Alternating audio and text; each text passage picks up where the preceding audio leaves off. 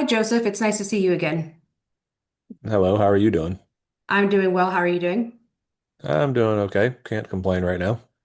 How was your weekend? How did it go? Uh, it was okay. Didn't try to do too much. That's good to hear. That's good. So we met last week for our first session, and so Hmm. this is our second meeting here today. And there's just one thing I wanted to go over before we begin getting into some of those goals and things that we had set from last week. It's just that disclosure statement we talked about last time. It's just something that I need to make sure that I present every time we meet. Just a qualification for me, okay? Okay. So as you know, I'm a graduate student working within my master's degree in professionals counseling. I'm currently practicing counseling techniques, therefore sessions like these will be recorded. However, those recordings are only for my view, my professor view, and fellow classmates, and they are destroyed after the completion of my degree. Okay. Okay.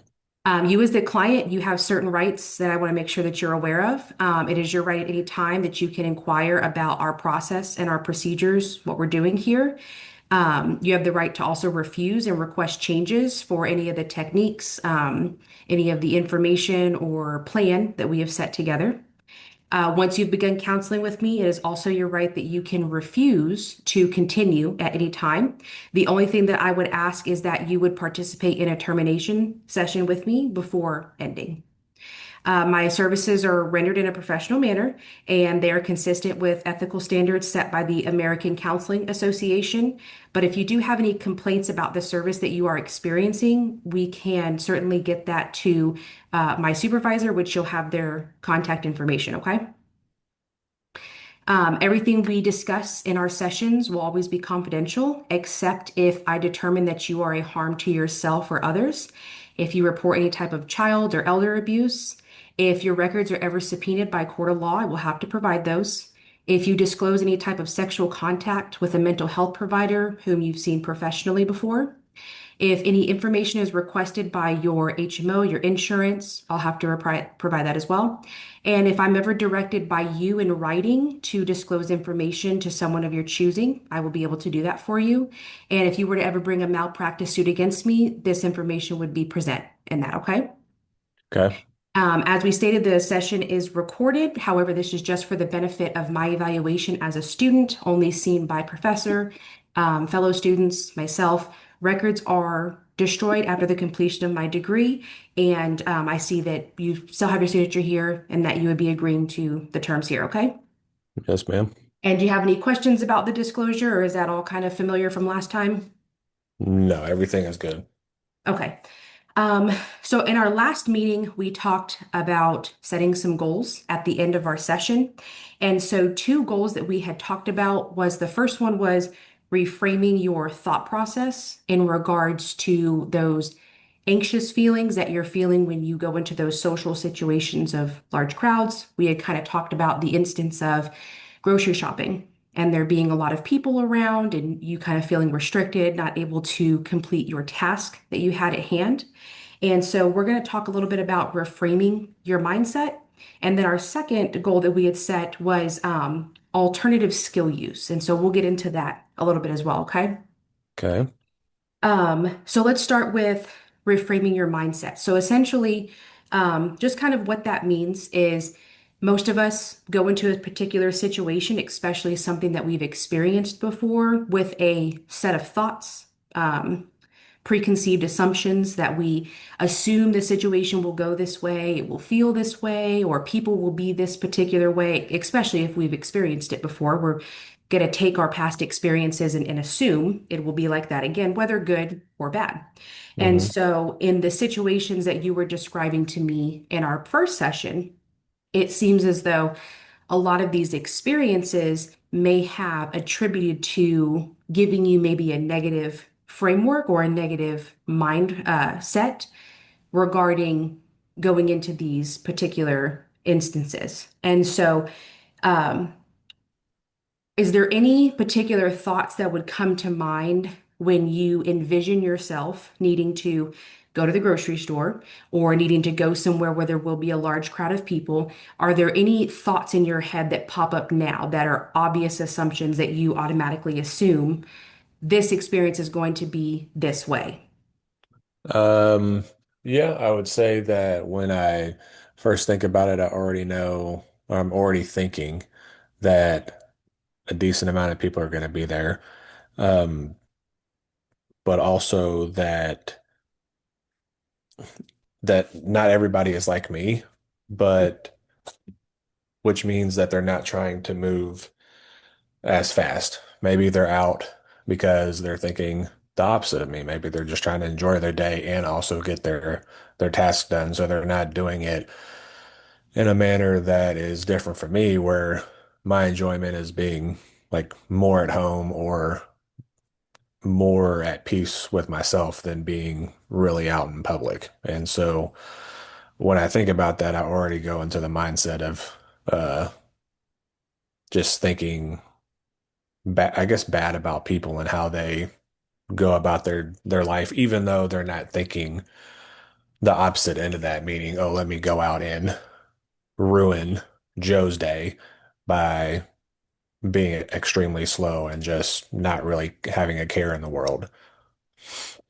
Right. Okay. That's understandable. So what I'm hearing is, or if, please correct me if I'm wrong, but what I'm hearing from you is your mindset has kind of been structured around those past experiences that you've had, which are you go somewhere, there are a lot of people there. And so you're already under the assumption that this is probably going to happen again. It's a public place, it's a very busy place. Hmm. And you go into the situation knowing not everybody is me and I'm not everybody else. So we're already going to have different thoughts from each other. My thought process being you would be I know that people are going to be slow or maybe taking their time or it's going to be kind of in my way. There's also a very big multitude of people here and that's going to be hard to navigate through, whether Hmm. I'm on a time crunch, or maybe I just want to complete this objective because I'd like to go back home and rest and enjoy my time. And I don't, it may not seem as though the other people in the same area maybe are acting in a way that shows that they have that same thought. Maybe they're taking their time a little more leisurely. And it just, the two kind of don't really go together as well. Right. And it affects me to the point of even if I go somewhere thinking that it's going to be like that and it's not like that, maybe I could run into somebody that's not paying attention, just like that one person not paying attention, and it'll upset me and like throw me in a tizzy because I'm already affected by like not pre-acknowledgement, but like I guess pre-thoughts of what should be happening or what I'm thinking is going to happen. And even if it doesn't happen, I'm already so worked up that just the slightest thing will cause that issue as well. Okay. So what I'm hearing is a lot of those thoughts can settle in to where you're already fully in that zone, in that mindset, in that assumption. And even when you're not met with those exact conditions, maybe even the opposite, a little less people there, even just something as one or two people causing that inconvenience, since you're already so deeply, heavily into that emotional and mental state, it can be enough to once again confirm that these thoughts are true. Like, see, this person is causing me not to be able to come in here, get my groceries, and go home. I knew it would be like this, even though it was one or two people versus 50 or Hmm. 75, Okay. Right. Um, so one question I did want to ask you is, I do remember from our last session when we were talking, you did mention that you don't really have these experiences or these thoughts either entirely or as much when you're going to somewhere that's leisurely, like a sporting event, I believe you mentioned, concert, I think was maybe another mention. Um, just do you have any initial thoughts or ideas as to maybe what that difference in your mind, what would you think the difference is between I'm going to the grocery store, I'm already feeling anxious, I'm feeling maybe, concerned or irritated because I understand that these past experiences were like this. There were a lot of people there. I was prevented from being able to go out and do my thing versus, oh, I'm going to this sporting event. I love sports. I really enjoy this. I know there will be a lot of people there because it's a sporting event. However, I'm not feeling those things like when it's the grocery store. Do you have any thoughts about maybe anything in your mind that pops up as to what that difference might be? I think it could be like just the effect of it being a chore more than a leisure activity. Because I do like when I go to events and I know that there's going to be a lot of people there in one like singular area. I know that there's going to be traffic issues and parking lot issues. So that will rile me up. But it's by the time I get out of the car and start walking, it's already like went away just because I know I've dealt with all the issues and now I'm on to the event to relax and just have fun. Whereas going to the grocery store or going, I don't know, school shopping or any type of shopping during some type like Christmas shopping or whatnot, it's more of a chore type of thing. And then there's not really the like leisurely fun event at the end. It's just like, okay, now I'm just back to everyday life. So it's not, there's nothing to like, I don't know, cloud my mind in a sense to uh reshape it once that cloud goes away. It's more of just like everything's still just there for me to ponder on because I'm not doing anything afterwards, but just going back home. Okay. So I think maybe what you're describing to me is in one particular scenario, it feels work-based. It feels chore. It's not necessarily something it is for you, but it's not enjoyably for you. It's more responsibility for you and your family versus leisurely for you and for your family. And in Mhm. the other aspect, while there are still those logistical concerns like the parking and the traveling to and the getting in around the people, while those can ignite some of that anxiety a little at first, it's quickly dissipated because you're in the moment of going into something where you're going to receive a lot of personal enjoyment and benefit, for yourself or for you and your family or friends or whoever, you may be attending with. Right. Um, and so it's a lot easier to maybe quiet that anxiety or maybe let those feelings go when you know you're headed into enjoyment Mhm. versus when you're headed into work because the enjoyment would be finally being able to go home. Right. Okay. Okay. Um, so that's a really great place for us to start our discussion with thought reframing.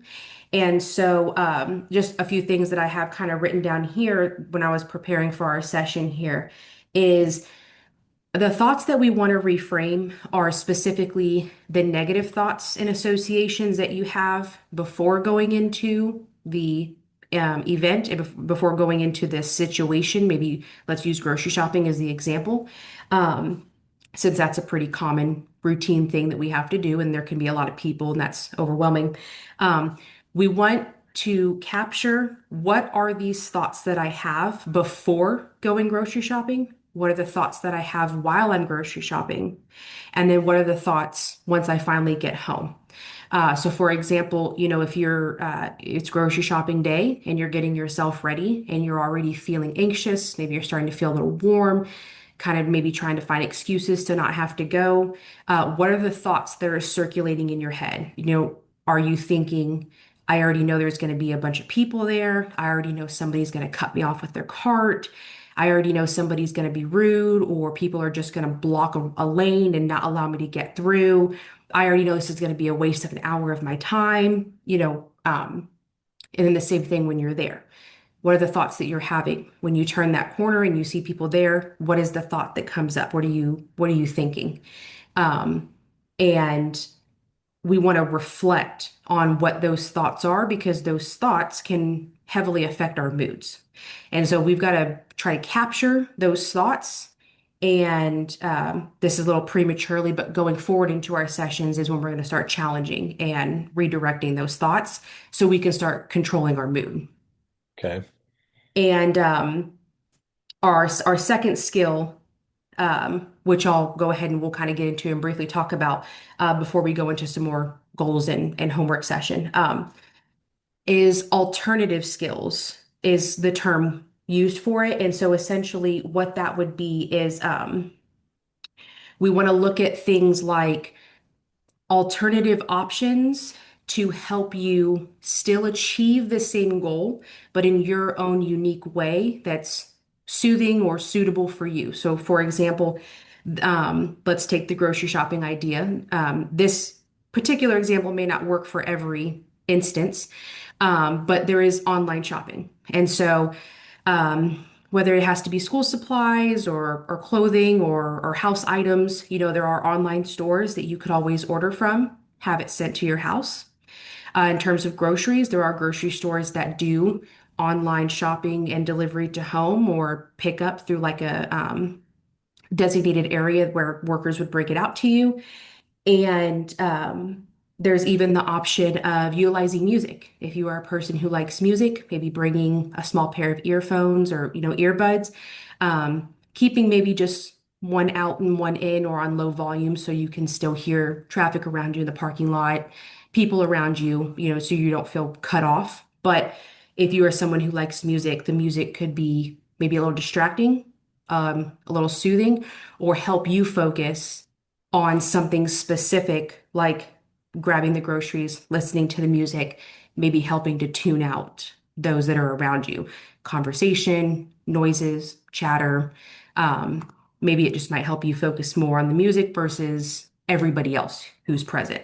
And so Right. that's kind of the idea behind utilizing an alternate skill. Us just developing what other skill could realistically be implemented into your situation that works for you.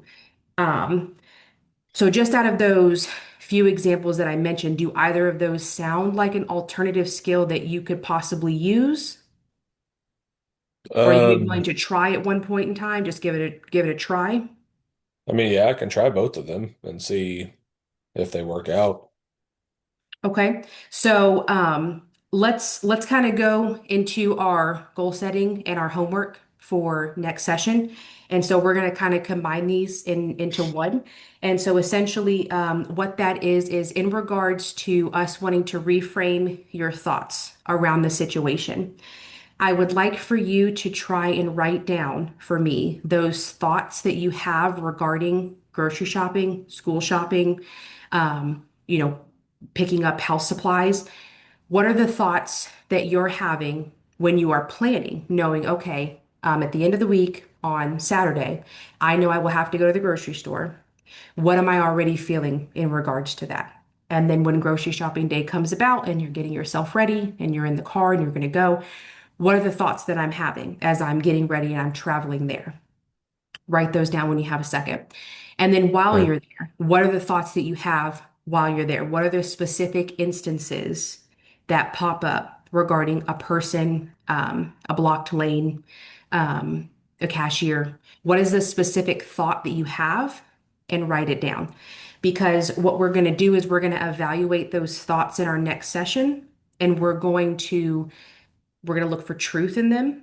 We're going to challenge them. Are they true? Is that truly how you feel about the person or the situation? And then we're going to reframe them. So, for example, if the cashier is being extremely slow and it just feels like it's taking forever to get through the line, you're here, you're ready to pay, you've got the groceries, you just want to get out of here and go home.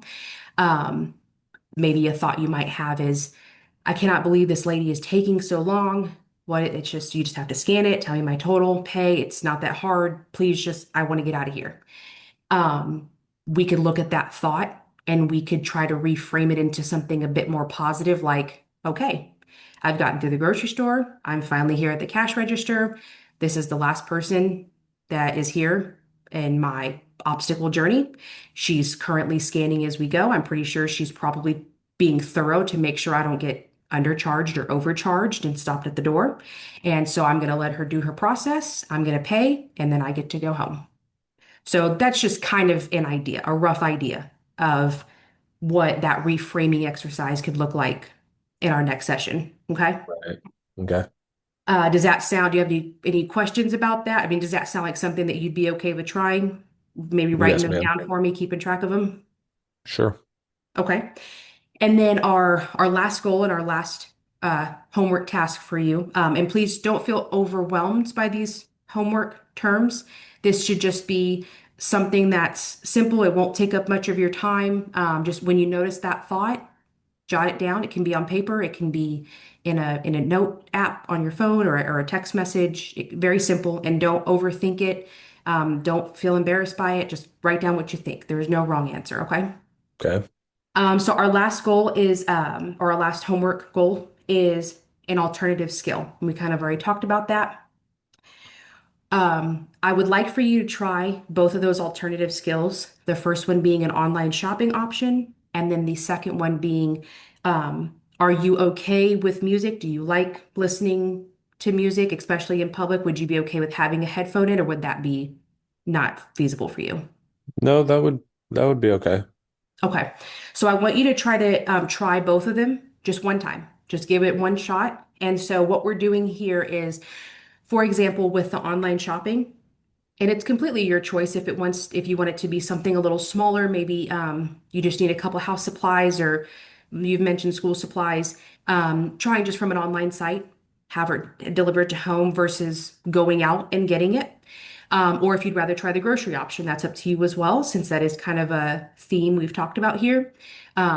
Maybe trying to get your groceries through an online site and just go to the pickup lane and pick them up. What we're looking for here is I would like for you to write down what was the process like of doing that versus physically going. Did it help alleviate anything? Did you still feel anxious? Did it cause you more problems? Is it just something you can't do long term? Or maybe you actually really enjoyed it and you'd like to implement it more. We just want to evaluate, does this skill seem practical for me at all? Would I do this? Hmm. And then the last one is the earbuds. If you have, earbuds, headphones, um, give those a shot. Take them with you on your next shopping trip. Maybe just have one in, something on low volume that you can kind of hear, something enjoyable, keeps you a little focused on that. I just want you to evaluate, does it actually redirect your focus to the music and to the objective, or is it overstimulating? Is it too much? Do you find yourself fidgeting with it too much, having to constantly increase and lower the volume? Do I feel like I can't hear anybody else around me, especially if my family's with me? Am I constantly checking over my shoulder because do I hear traffic or do I hear people? Is it too loud? We want to know, is this practical or is it adding extra layers of anxiety that we don't need to add? Okay. Okay. Um, so do you have any questions about our goals or your homework for our next session? No, not at this moment. Okay. And does everything sound, anything you want to add? Does everything sound okay to you? Do you feel like maybe we missed anything or? Mm, no, I'm just glad that we have some options to start working on. Okay, wonderful. Well, I'm happy to hear that, and so I will keep coming up with information on my end that we will talk about in our next session. And if you could bring me back that information regarding the reframing thoughts, what are those thoughts you have, and then how did those two skills work out? We'll implement them into our next session, and we'll start kind of tackling and challenging those. And we just need to find the right fit for you. Okay. Okay. Awesome. Okay. Well, it was really great to meet you. Excuse me. It was really good to see you again. And I hope you have a good week, and I will see you next week. Okay. Sounds good. Take care. All right, you too. Bye. Bye.